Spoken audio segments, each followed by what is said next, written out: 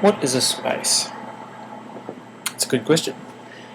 So I'm going to attempt to describe what I define as a space using the simple bouncing ball. Now generally with your animation, of course, you will be placing keys at very important points in the animation, such as, in this case, the up and the down.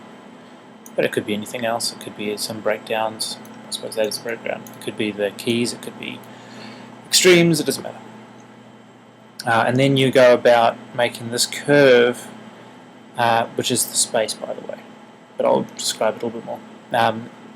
This curve to shape to get the motion in between, the spacing in between.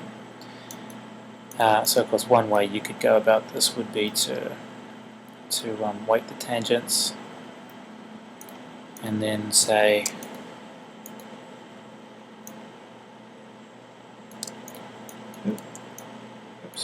shrink that in, pull that out, because of course we're concerned with the shape here.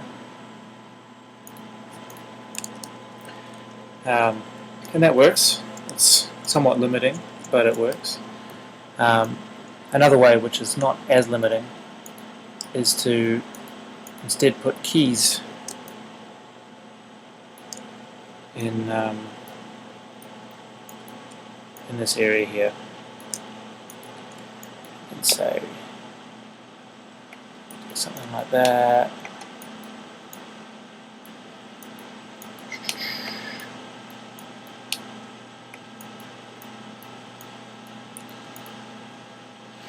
And get the shape. Now, this is the approach that I'm going towards with spaces. So what have we done? We've gone and taken our existing keys and we've added extra keys that exist purely to shape this curve, and that's the important distinction here. These keys here, I mean, they're important because they, every single point on this curve is important, but these keys exist solely to shape this curve. If you had a tangent that could make this curve without this key, you'd probably do it. And so this is where Spaces plugin comes in. We're going to be dealing with this space here, and any keys in between are there purely to shape the curve. And so the Spaces plugin will ignore all of those keys and take this entire area into consideration. Now I have here a little UI that comes with it that lets you just drop in simple shapes, such as, in this case, the freefall, which is the bouncing ball shape,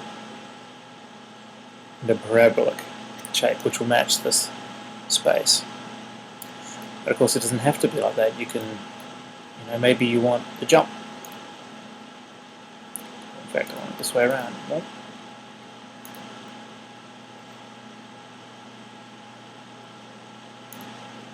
Maybe you want to actually do that the other way around. What does that look like? Boing. Not that great.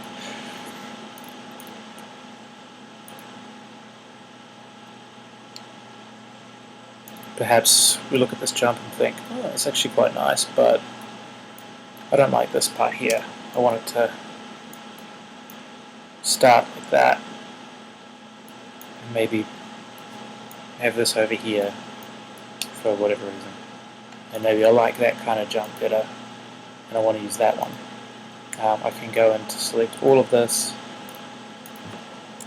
just chuck that in there and save it,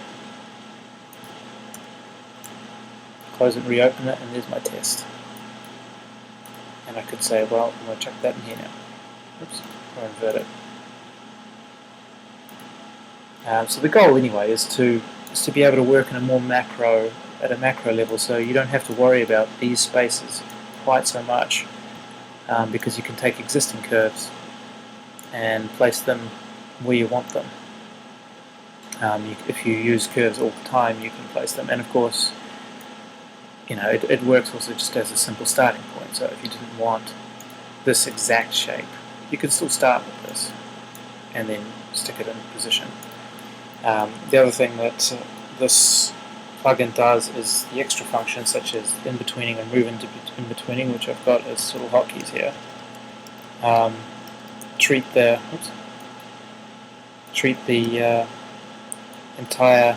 this whole space as a whole. So if you notice not only does this move with it, although it does anyway being a breakdown key, but this tangent also adjusts to match this space here, because this space is relative. And it doesn't matter where my time slider is, I could be removing in-betweens and adding in-betweens, and it's falling on either side of this particular key because it totally ignores it. This key is just here to shape the curve. So that is the definition of space. To make your own space, of course, just turn these into breakdowns. If you already have an existing animation, you can go ahead and take all the points that again are purely there to shape the curve, and go into key, convert to breakdown, and that'll make this section into a space as well. I hope that helps.